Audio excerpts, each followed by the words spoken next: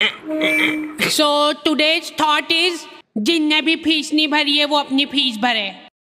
हाँ, हमारे स्कूल में जिन भी बच्चों की फीस नहीं भरी होती थी उनकी सामूहिक बेइज्जती होती थी। और उससे भी ज्यादा दर्द की बात यह है कि वो जो बच्चा थॉट पढ़ रहा है उसने भी फीस नहीं भरी है।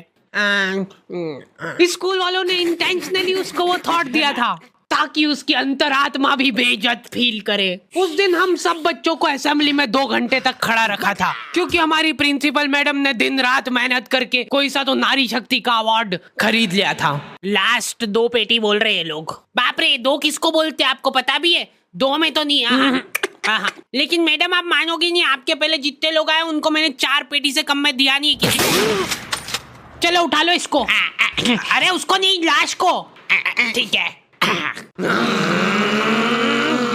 आपको दिख रहा है ना सामने का राम नाम।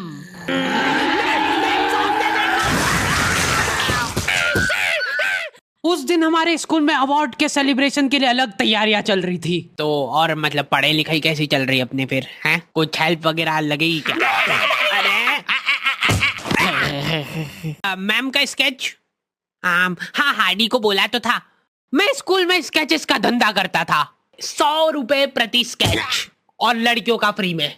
मैंने एक बार चमेली का स्केच बनाया था। उसने बनाने का बोला नहीं था, मैं खुद से बना के ले गया था। वो देख के वो एकदम इम्प्रेस हो गई और उसने जाके अपने बंदे को दिखा दिया। ये देखो हार्डी ने बनाया, कितना अच्छा बनाया यार, हूबहू लग रही हूँ मैं एकदम। उसका बंदा राजेश और उसके साथ 2-4 लौंडे लपाड़े और।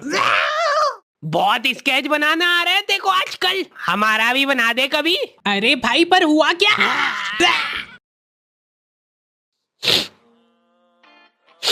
मैं रोते हुए एक ही चीज सोच रहा था कि ऐसा क्या गलत कर दिया यार मैंने। सिर्फ आई लव यू चमेली तो लिखा था मैंने।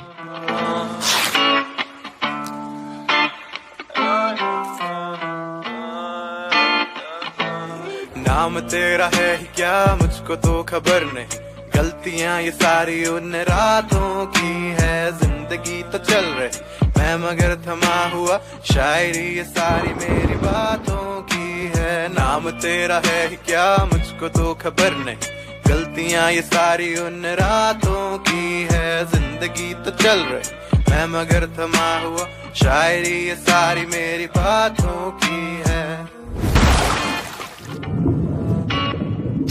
ये क्या बना के लाए हो? मिट्टू लग रहा है एकदम। निकलो।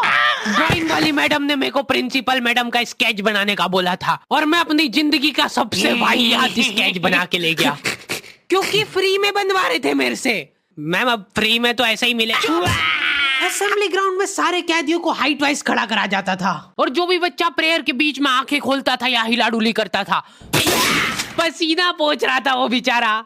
प्रेयर खत्म होने के बाद हमारे आसपास लाशें पड़ी होती थी। असेंबली से क्लास तक का फासला बहुत कठिन होता था कुछ बच्चों के लिए। ओए रोक इधर, तेल क्यों नहीं डाला? सर वो मेरे घर पे जो कोई भी तेल लगा के नहीं आता था उसको घसीट के काल कोठरी में फेंक देते थे लोग और वहीं पे 25 लीटर वाली सोयाबीन तेल की केन उसके ऊपर ढोल देते थे। सर मैं कल डाल के बेचारे बच्चे फिर भी जैसे तैसे अपने क्लासरूम तक पहुंच रहे हैं और वहां पे टीचर के आते पते ही नहीं है। उनकी अलग मीटिंगें चल रही है ऑफिस में। अच्छा चलो बताओ कि अपन इन बच्चों को और किस तरीके से लूट सकते हैं। मेरे पास एक आइडिया है। देखो अपन क्या है कि एक प्रोजेक्टर लगवाते हैं एक ही क्लास में। कैदियों को क्लास में कोई संभालने वाला नहीं होता है तो ये अपने जंगली पने पे उतर ही आते हैं। मैं देख रहा हूँ लोहे की स्केल से बेंचे रगड़ रहे हैं, मिस्त्री फेल हो जाए इनके सामने, ऐसा फिनिशिंग वाला काम करते थे। लेकिन इनके जंगली पने यहीं पे खत्म नहीं हो रहे। 2 लौंडे उठे और उन्होंने उनकी बेंच उठा के खिड़की से बाहर फेंक दी। अब उनको देख के बाकी बच्चे भी क्लास का सारा सामान उठा के खिड़की से बाहर फेंक रहे। और क्यों कर रहे हैं ये सब वो इनको खुद को नहीं पता है। मैम शायद बाहर छोड़ो, इधर ध्यान दो ना आप। तो अपन ये जो प्रोजेक्टर लगवाएंगे इसको अपन नाम देंगे स्मार्ट क्लास और उसकी अपन लेंगे अलग से फीस। ठीक है, पर कभी किसी बच्चे ने नहीं दी तो? अरे भूषण जी, फीस पेरेंट्स देते हैं, बच्चे नहीं। 1 हफ्ते में 1 पीरियड लगता था स्मार्ट क्लास का, जो बच्चों को स्मार्ट बनाने के लिए काफी था। पॉपकॉर्न लाया था ना तू आज? खोल टिफिन। मूवी चलेगी अभी मूवी। ये लोग ऐसे बैठे कि अभी लड़की आके मुजरा करेगी इनके सामने। जिन भी बच्चों ने वो एक्स्ट्रा फीस नहीं भरी होती थी उनको वो 1 पीरियड के लिए क्लास के बाहर जाना पड़ता था। ये सब हरकतों में ही 10-15 मिनट निकल जाते थे। उसके बाद टीचर आके जैसे ही प्रोजेक्टर चालू कर रही है उसकी आधी स्क्रीन जने का सीलिंग पे ही चढ़ रही है। तो अब उस स्क्रीन को फिक्स करने के लिए एक एक्सपर्ट आदमी को बुलाया जाता है। हाँ सही सोच रहे हो। भूसाड़ा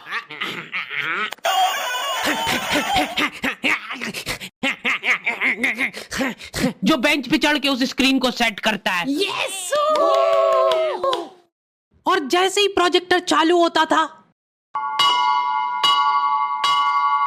पीरियड ही ओवर हो जाता था। और जो गरीब बच्चे बाहर खड़े थे उनमें से गलती से एक ने क्लासरूम में झांक लिया। क्या देखा तूने? है क्या देखा? मैम कुछ नहीं, बस एक लाइट जलती हुई दिख रही थी मेरे को। 10 रुपए लगेंगे तूने जो 1 सेकंड देखा है उसके। ये सुविधा के कारण हमारे स्कूल के बच्चे इतना स्मार्ट बन गए थे ना। एक बार एक बच्चे को गुस्सा आया तो वो प्रोजेक्टर की डिस्प्ले केबल उखाड़ के ले गया घर। और अफसोस उस दिन के बाद कोई भी बच्चा स्मार्ट नहीं बन पाया। मैम जल्दी चलो, ऊपर एक केस हो गया। हमारे स्कूल में आए दिन कुछ न कुछ केस होते रहते थे, लेकिन ये केस थोड़ा पेचीदा था। हमारी क्लास के किसी बच्चे ने लव लेटर लिखा था चमेली को और वो लग गया टीचर के हाथ। तो ये अब केस बन चुका है पूरे स्कूल का। सारे टीचर लोग अपने काम धाम छोड़ के उस मुजरिम को पकड़ने में लग गए। जो टीचर लीव लेके छुट्टी मनाने गए थे वो आधे रास्ते से पलट के आ गए थे। ये सर आ गए। बेटा सही सही बता दो किसने लिखा है। अब ये 10-15 टीचर लोग आपस में डिस्कशन कर रहे हैं। सर आपने लिखा है तो बता दो, अपन बात दबा देंगे। फिर इन्होंने एक और एक्सपर्ट टीचर को बुलाया। बेटा सुन लो, मैं शक्ल देख के बता देती हूँ एक बार में कि कौन है मुजरिम। तुम बाहर जाओ। हाँ तुम भी बाहर जाओ। तुम भी।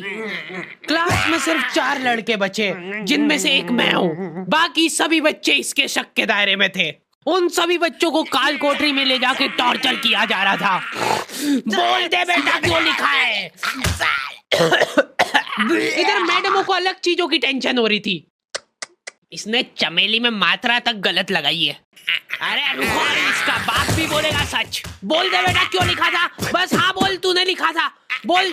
सर हाँ सर मैंने हाँ नहीं लिखा। सर हमने नहीं लिखा। चुप। बोल सच बोल। अभी भी मौका है, बोल दे कि तूने लिखा सर। मरना ही आज मतलब तुमको। मुंह खोल। ऐसे तो ये कसई मार डालेगा सारे बच्चों को। साइड करो इसको, मैं जा रही हूँ। अरे मैम सबने सच बोल दिया है, इन सभी ने मिल के लिखा है। हाँ sir, very good very good. चलो अब साइड हो जाओ। ये क्या, किसने मारा मेरे बच्चों को? पानी पियो बेटा, लो पानी पियो। लेकिन उसके पहले मेरे को बताओ कि तुम में से किसी ने लिखा है या नहीं। इधर इनकी क्लास में अलग इन्वेस्टिगेशन चल रही थी। बेटा देखो, अगर तुमको आपस में भी किसी पे शक हो तो तुम लोग बता सकते हो खुल के, किसी से डरने की कोई जरूरत नहीं है। इतने में राजेश उठ के बोल रहा है, मैम मेरे को हार्डी पे शक है। तो पहले क्यों नहीं बताया? उसके बाद ये लोग मेरे को ही पकड़ के ले गए। अभी देखो मेरी शक्ल पता है थोड़ी सी ऐसी भोली टाइप है, तो मेरे को बचपन से ही उस चीज का एडवांटेज मिला है। जैसे किसी बच्चे से लड़ाई हो गई, सर इसने ही मारा है मेरे बच्चे को। नहीं ये नहीं मार सकता यार, इसको जरूर किसी ने फंसाया है। कुछ भी बोलो यार, लेकिन मेरे को नहीं लग रहा यार कि ये हो सकता है मुजरिम। बेटा सच बताओ, तुमको किसने फंसाया है? बेटा देखो, अगर किसी ने तुमको फंसाया है तो उसका नाम बताओ। डरो मत, घबरा मत, सिर्फ नाम बताओ। हाँ बेटा, डरने की बिल्कुल बात नहीं है।